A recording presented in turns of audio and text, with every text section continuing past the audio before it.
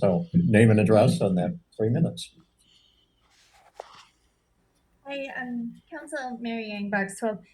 I just wanted to shout out rest in peace to Alexei Navalny and recognize the pain and suffering of how difficult it is to stand up to authoritarian governments. It's far away, but the similar dynamics permeate the world. I'd like to point out that any businesses sending their clients to the 12th Street bathrooms may encounter drug use in those bathrooms, and to do so with caution and care. And they're also closed early.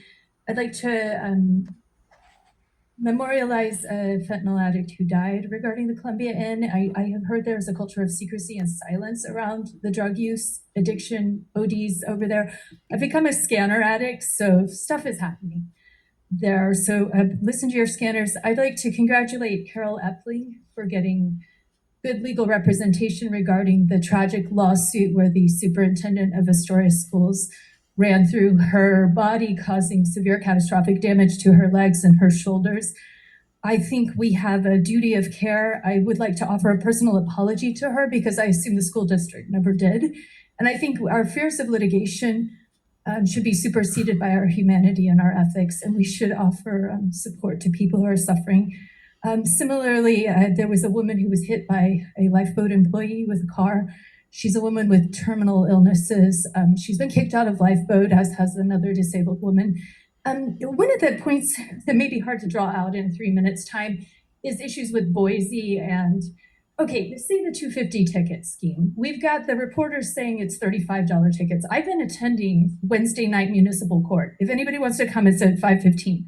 Chris Kino seems like a very sweet municipal judge, and he's doing some relaxation, which is essentially what I understand to be like putting those tickets in abeyance. But as soon as another cop zooms up on you to give you another $250 ticket, you end up being on the hook for all the tickets that have been forgiven.